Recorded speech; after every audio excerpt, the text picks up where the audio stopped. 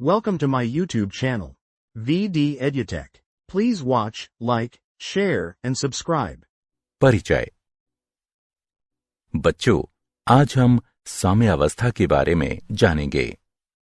भौतिक साम्य में किसी निकाय की वह साम्यावस्था समाहित है जिसमें उसका प्रावस्था रूपांतरण होता है। उदाहरण के लिए नमक की घुलनशीलता, जल का वाष्पीकरण आदि। कैल्शियम कार्बोनेट का विघटन या हाइड्रोजन और आयोडीन के बीच अभिक्रिया जैसी रासायनिक प्रक्रियाओं में साम्य रासायनिक साम्य कहलाता है। सामान्य भौतिक साम्यावस्थाएं हैं ठोस और द्रव, द्रव और गैस, ठोस और गैस। समांगी साम्यावस्थाओं में अभिकारक और उत्पाद समान प्रावस्था में होते हैं, जबकि रासायनिक साम्यावस्थाओं में अभिकारक और उत्पाद अलग अलग प्रावस्थाओं में होते हैं। इसलिए इस पूरे मॉड्यूल में हम साम्यावस्था के बारे में जानेंगे।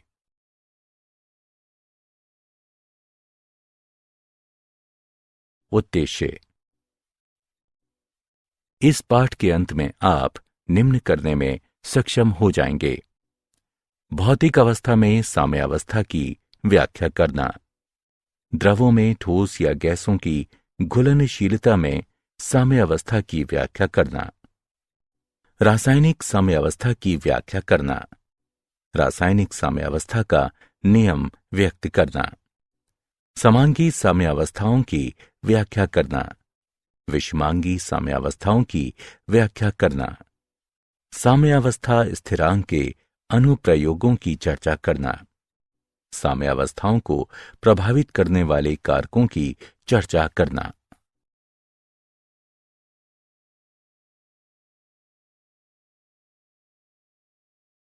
भौतिक अवस्था में साम्य। जब अभिकारक का सांद्रण स्थिर हो जाता है तो इसमें कोई परिवर्तन नहीं होता है और अभिक्रिया ठहरी हुई प्रतीत होती है। निकाय की ये अवस्था जिसमें कोई नेट परिवर्तन नहीं होता है साम्यावस्था कहलाती है। ठोस द्रव साम्यावस्था। जब एक शुद्ध ठोस पदार्थ को गर्म किया जाता है तो ये एक निश्चित तापमान पर द्रव में परिवर्तित होने लगता है। इस तापमान पर पदार्थ की ठोस और द्रव अवस्थाएं दाब की दी गई दशाओं के तहत सह अस्तित्व में होती हैं। वायुमंडलीय ताप किसी शुद्ध पदार्थ के लिए वह ताप जिस पर ठोस और द्रव अवस्थाएं सह अस्तित्व में होती हैं। पदार्थ का सामान्य गलनांक या सामान्य हिमांक कहलाता है। गलनांक पर ठोस पदार्थ पदार्थ की द्रवावस्था के साथ साम्यावस्था में होता है। ये मानते हुए कि बर्फ और जल को 273 केल्विन यानी बर्फ के गलनांक पर एक पूर्ण रूपेण रोधी थर्मस फ्लास्क में लिया गया है। इस निकाय का एक रोचक अभिलक्षण यह है कि तापमान तथा बर्फ और जल के द्रव्यमान स्थिर रहते हैं। ये बर्फ और जल के बीच गतिक साम्य दर्शाता है। चूंकि बर्फ और जल के द्रव्यमान में कोई परिवर्तन नहीं होता है, इसलिए बर्फ से जल में जाने वाले अणुओं की संख्या जल से बर्फ में जाने वाले अणुओं की संख्या के बराबर होती है। इस प्रकार साम्यावस्था पर गलनांक की दर बराबर हिमांक की दर।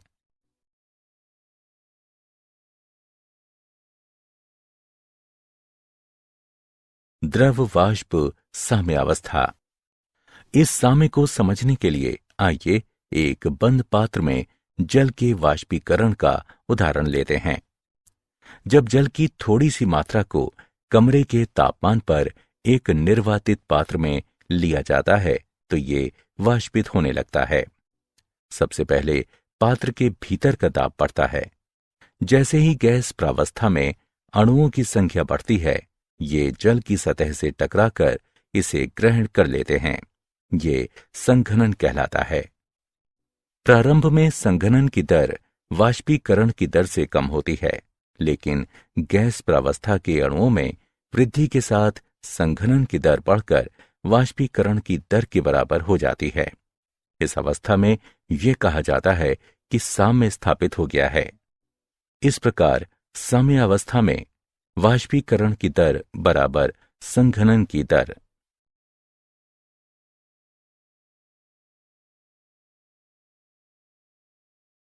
ठोस वाष्प साम्यावस्था। ठोस प्रावस्था से गैसीय प्रावस्था तक सीधे माध्यमिक द्रव प्रावस्था से होकर गुजरे बिना ही स्थानांतरण की प्रक्रिया ऊर्ध्वपातन कहलाती है। इसके विपरीत किसी गैस को सीधे ठोस में परिवर्तित करने की प्रक्रिया निक्षेपण कहलाती है। आइए शुष्क बर्फ का उदाहरण देखें।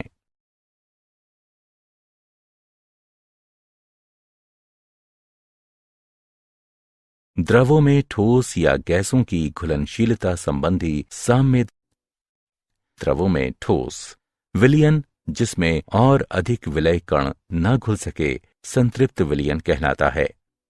उदाहरण के लिए, यदि हम जल में लगातार चीनी मिलाते रहें तो एक अवस्था ऐसी आती है जब और अधिक चीनी जल में नहीं घुलती है। संतृप्त विलयन साम्य की अवस्था समरूप होता है। जब द्रव में चीनी की घुलनशीलता की दर अपक्षेपण की दर के बराबर होती है तो साम्य अवस्था स्थापित कही जाती है। यह साम्य अवस्था प्रकृति गतिक होती है। इसे रेडियो एक्टिवताहीन चीनी के संतृप्त विलयन में रेडियो एक्टिविता युक्त चीनी की कुछ मात्रा मिलाकर प्रमाणित किया जा सकता है। यह अवलोकन किया गया है कि विलयन और रेडियो एक्टिवताहीन चीनी भी रेडियो एक्टिव हो जाती है।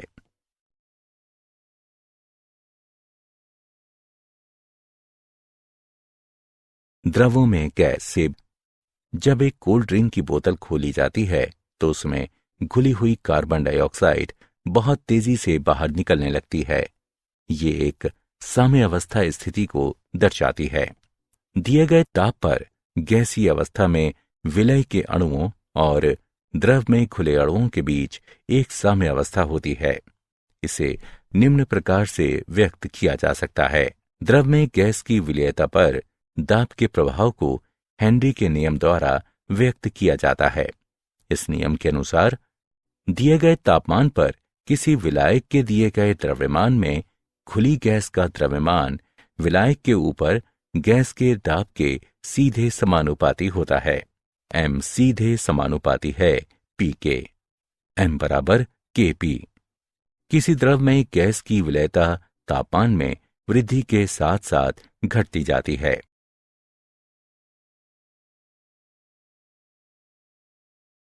भौतिक प्रक्रम में शामिल साम्यावस्था के सामान्य लक्षण। 1. साम्यावस्था पर निकाय के मापने योग्य गुणधर्म स्थिर होते हैं। 2. साम्यावस्था पर दो विपरीत प्रक्रमों के बीच गतिक संतुलन होता है। 3. केवल बंद निकाय में ही साम्यावस्था प्राप्त की जा सकती है। 4. जब साम्यावस्था प्राप्त हो जाती है तो साम्यावस्था में शामिल पदार्थों की सांद्रता सहित एक व्यंजक मौजूद होता है जो दिए गए तापमान पर एक स्थिर मान पर पहुंचता है। 5. सांद्रता के स्थिर मान का परिमाण ये दर्शाता है कि साम्यावस्था तक पहुंचने से पूर्व प्रक्रम किस सीमा तक हो चुका है।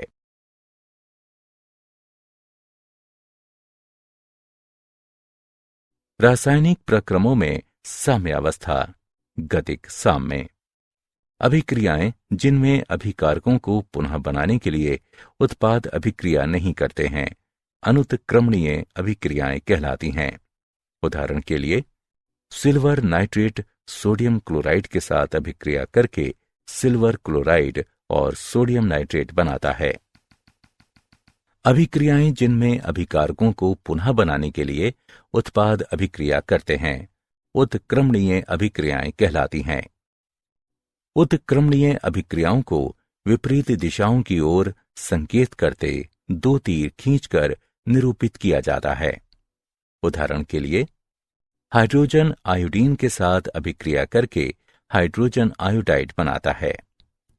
वो अवस्था जिस पर अभिकारकों और उत्पादों की सांद्रता में और परिवर्तन नहीं होता है रासायनिक साम्य अवस्था कहलाती है।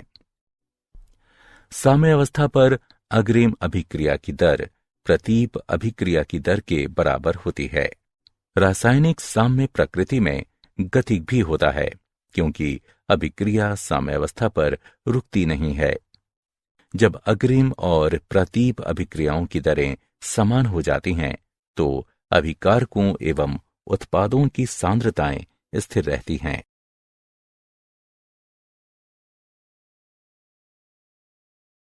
रासायनिक प्रक्रमों में साम्यावस्था, गतिक साम्य।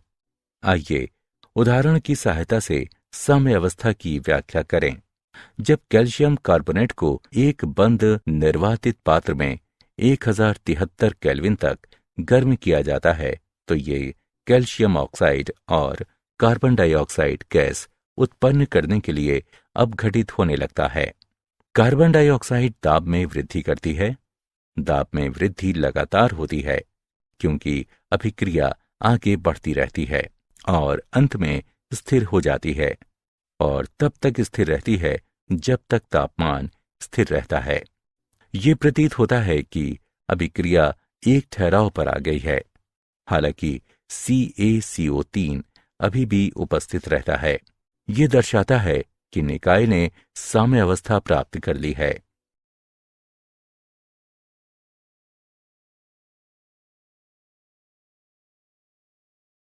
रासायनिक साम्यावस्था का नियम और रासायनिक स्थिरांक। द्रव्य अनुपाती क्रिया के नियम के अनुसार स्थिर ताप पर किसी रासायनिक अभिक्रिया की दर अभिकारक अवयवों के आणविक सांद्रण के गुणनफल के सीधे अनुक्रमानुपाती होती है। साथ ही प्रत्येक सांद्रण पद की घात का मान रासायनिक समीकरण में उस अवयव के संख्यात्मक गुणांक के बराबर होता है। आइए एक साधारण उत्क्रमण अभिक्रिया पर विचार करें। अभिकारक A और B उत्पाद C और D बनाने के लिए अभिक्रिया करते हैं। साम्य मिश्रण में सांद्रताएं निम्न प्रकार से संबंधित हैं। इसे समीकरण 1 नाम दें। समीकरण 1 साम्य समीकरण कहलाता है। Kc साम्य स्थिरांक कहलाता है और पद साम्यावस्था स्थिरांक व्यंजक कहलाता है। निम्न प्रकार की सामान्य अभिक्रिया के लिए साम्यावस्था स्थिरांक के लिए व्यंजक को निम्न प्रकार से लिखा जा सकता है, जहां C इंगित करता है K को, अर्थात Kc को मोल प्रति लीटर की सांद्रताओं में व्यक्त किया जाता है।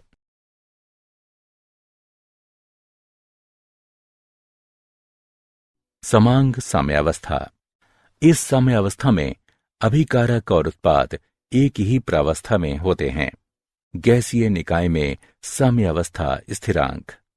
उन अभिक्रियाओं के लिए जिनमें अभिकारक और उत्पाद दोनों गैसीय अवस्था में होते हैं, साम्यावस्था स्थिरांक को आंशिक दाब के पदों में व्यक्त किया जाता है। इन अभिक्रियाओं के लिए साम्यावस्था स्थिरांक को Kp द्वारा दर्शाया जाता है। आदर्श गैस समीकरण है PV बराबर nRT, P बराबर N/V/RT, जहां P पास्कल में दाब, N गैस के मोलों की संख्या, Vm घन में आयतन है, T केल्विन में तापमान है और R बराबर 0.831 बार लीटर प्रति मोल केल्विन। N/V को मोल प्रति लीटर में सांद्रता C के रूप में और P को बार में व्यक्त किया जा सकता है, इसलिए P बराबर CRT। सामान्य अभिक्रिया के लिए Kp का मान है, जहां C Da और B के क्रमशः Pc, Pd, Pa, Pb आंशिक दाब है और इसे हल किया जा सकता है। Kp और Kc के बीच संबंध है Kp और Kc गुणा RT की घात डेल्टा N, जहां संतुलित रासायनिक समीकरण में डेल्टा N बराबर गैसीय उत्पादों के मोलों की संख्या, गैसीय अभिकारकों के मोलों की संख्या, दाब को बार में व्यक्त किया गया है।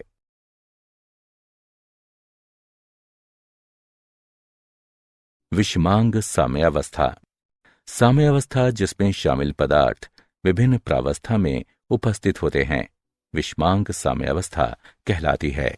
उदाहरण के लिए, जब नीचे दर्शाए गए रूप में गैस के साथ द्रव साम्यावस्था में होता है, साम्यावस्था स्थिरांक निम्न है।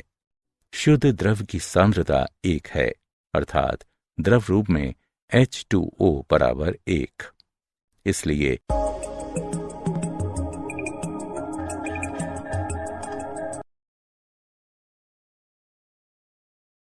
साम्यावस्था स्थिरांक के अनुप्रयोग। साम्यावस्था स्थिरांक के लक्षण। साम्यावस्था स्थिरांक का मान अभिकारी अवयवों की प्रारंभिक सांद्रता पर निर्भर नहीं करता है।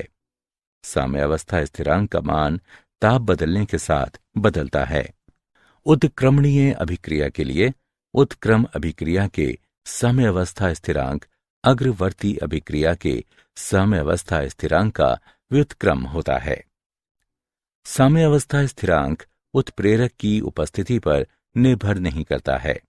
यदि साम्यावस्था स्थिरांक को सांद्रता के पदों में व्यक्त किया जाता है तो विभिन्न अभिक्रियाओं के लिए इसके मात्रक अलग अलग होते हैं। अभिक्रिया की सीमा का अनुमान लगाना।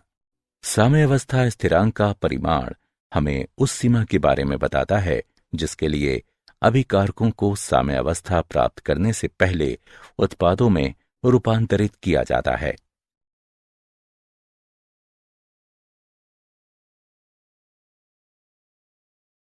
अभिक्रिया की दिशा का अनुमान लगाना। अभिक्रिया भागफल Q किसी समय पर एक विशिष्ट बिंदु पर अभिक्रिया के दौरान उपस्थित उत्पादों और अभिकारकों की सापेक्षिक मात्रा की गणना करता है। इसे मोलर सांद्रता के साथ QC और आंशिक दाब के साथ QP द्वारा दर्शाया जाता है। सामान्य अभिक्रिया के लिए यदि QC KC से अधिक है तो नेट अभिक्रिया पश्चवर्ती दिशा में होती है, जो अभिकारकों की दिशा है। यदि QC KC से कम है तो नेट अभिक्रिया अग्रवर्ती दिशा में होती है, जो अभिकारकों की दिशा है। यदि QC बराबर KC तो अभिक्रिया साम्यावस्था में है, अर्थात नेट अभिक्रिया नहीं होती है।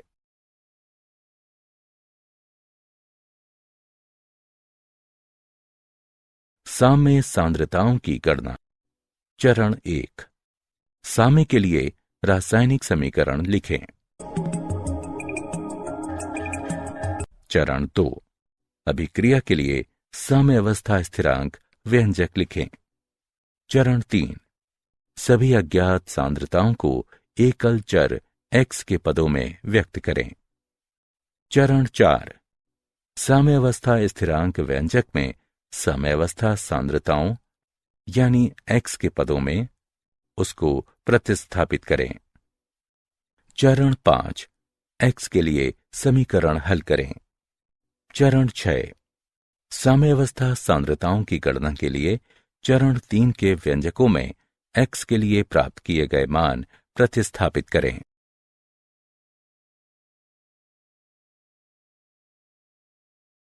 साम्यावस्था स्थिरांक K, अभिक्रिया भागफल Q तथा गिब्स ऊर्जा G के बीच संबंध।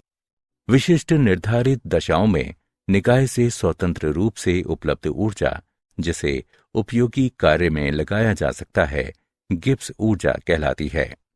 संबंध है, इसे समीकरण 1 के रूप में नाम दें, जहां ये मानक गिब्स ऊर्जा दर्शाती है। हम जानते हैं कि साम्यावस्था पर Q बराबर K और डेल्टा G बराबर 0 समीकरण 1 से पुनर्व्यवस्थित करने पर प्राप्त होता है। यह समीकरण ताप और साम्यावस्था स्थिरांक के मानक गिब्स मुक्त ऊर्जा परिवर्तन से संबंधित है। साम्यावस्था स्थिरांक है। यदि मानक गिब्स मुक्त ऊर्जा में परिवर्तन 0 से अधिक है तो K 1 से कम होता है, जिससे प्रतीप अभिक्रिया आसान हो जाती है। यदि मानक गिब्स मुक्त ऊर्जा में परिवर्तन 0 से कम है तो K 1 से अधिक होता है, जिससे अग्र अभिक्रिया आसान हो जाती है।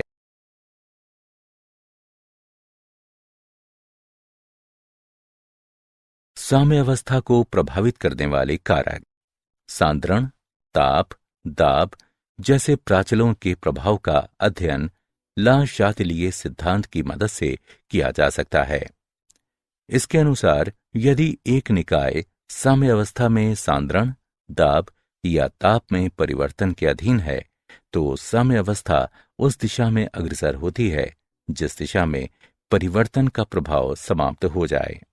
सांद्रता परिवर्तन का प्रभाव ला शातिलिये सिद्धांत के अनुसार जब साम्यावस्था वाले निकाय में अवयव की सांद्रता बढ़ जाती है तो साम्य स्थानांतरित हो जाएगा जिससे मिलाए गए पदार्थ का उपयोग हो सके। माना कि साम्यावस्था पर अभिकारकों में से किसी एक अभिकारक को मिलाया जाता है तो अभिकारकों का उपभोग करने के लिए साम्य अग्र दिशा में स्थानांतरित होगा। दूसरी तरफ यदि उत्पादों में से किसी एक उत्पाद को मिलाया जाता है तो उत्पादों का उपभोग करने के लिए साम्य उत्क्रम दिशा में स्थानांतरित होगा। उदाहरण के लिए नमी वाले दिन हमें ज्यादा पसीना आता है। नमी वाले दिन पसीना ज्यादा निकलता है क्योंकि आसपास की वायु में जल वाष्प की मात्रा अधिक होती है और हमारा शरीर जल वाष्प के रूप में जल को नष्ट नहीं कर सकता।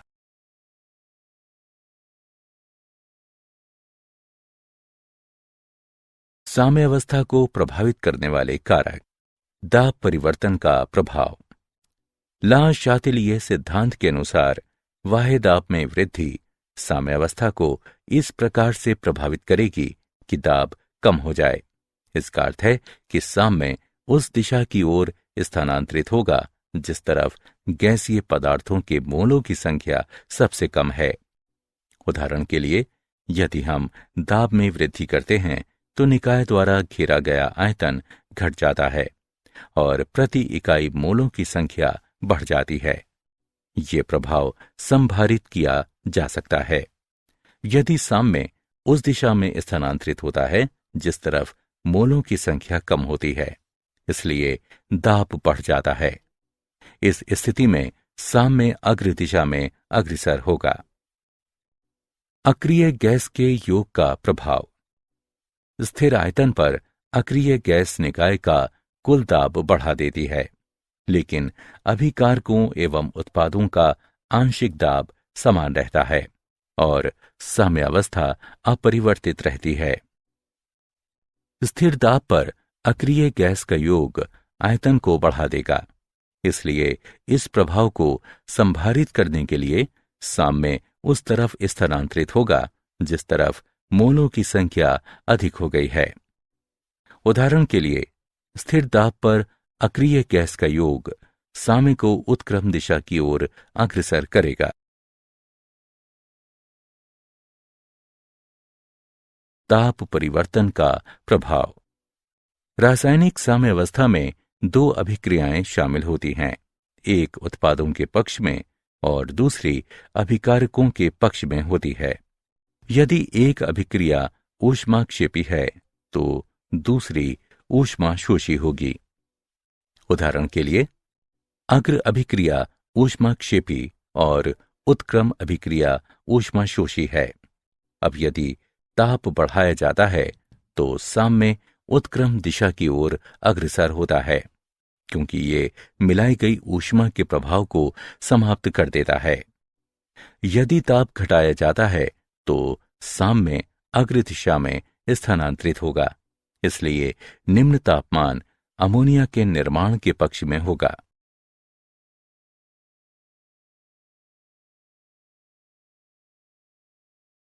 क्या आप जानते हैं डॉक्टर डिएगो डॉन्जिस एरोस्पेस इंजीनियरिंग विभाग में सहायक प्रोफेसर के नेतृत्व में एक अनुसंधान टीम को तापीय असाम्यावस्था की उपस्थिति में अशांत प्रवाहों की जटिल अन्योन्य क्रिया के अध्ययन के लिए air force office of scientific research यानी AFOSR द्वारा $2.2 मिलियन का पुरस्कार प्रदान किया गया। बुनियादी अनुसंधान पहल BRI पुरस्कार अशांत प्रवाहों पर तापीय एवं यांत्रिक असाम्यावस्था प्रभावों, विशेष रूप से सीधे संख्यात्मक अनुकरणों, आणविक अनुकरणों एवं प्रयोगों के द्वारा ऊर्जा विनिमय के लिए मौलिक तंत्र में अध्ययन के लिए दिया गया है।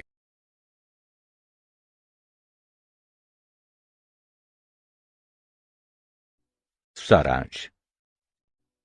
आइए हमने जो कुछ सीखा है उसे संक्षेप में दोहराएं। जब अभिकारक का सांद्रण स्थिर हो जाता है तो इसमें कोई परिवर्तन नहीं होता है और अभिक्रिया रुकी हुई प्रतीत होती है। निकाय की ये अवस्था जिसमें कोई नेट परिवर्तन नहीं होता है समय अवस्था कहलाती है। गलनांक पर ठोस पदार्थ पदार्थ की द्रवावस्था के साथ समय अवस्था में होता है। द्रव और वाष्प अवस्था के बीच समय अवस्था में वाष्पीकरण की दर बराबर संघनन की दर। ठोस प्रावस्था से सीधे गैसीय प्रावस्था में रूपांतरण ऊर्ध्वपातन कहलाता है और इसके विपरीत रूपांतरण निक्षेपण कहलाता है। एक विलयन संतृप्त कहा जाता है यदि और अधिक विलय कणों को घोला नहीं जा सकता।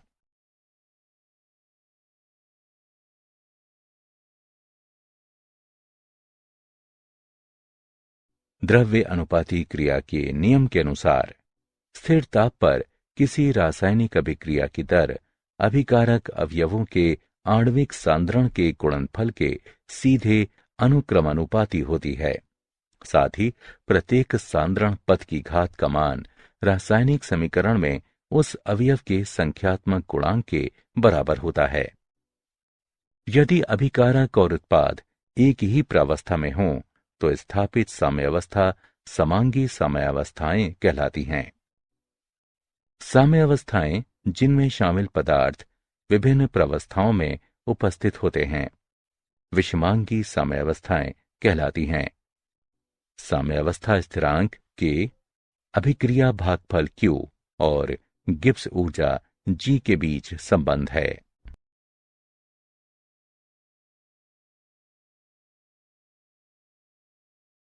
साम्यावस्थाओं को प्रभावित करने वाले कारक सांद्रण परिवर्तन, दाब परिवर्तन, अक्रिय गैस योग, ताप परिवर्तन और उत्प्रेरक का प्रभाव हैं।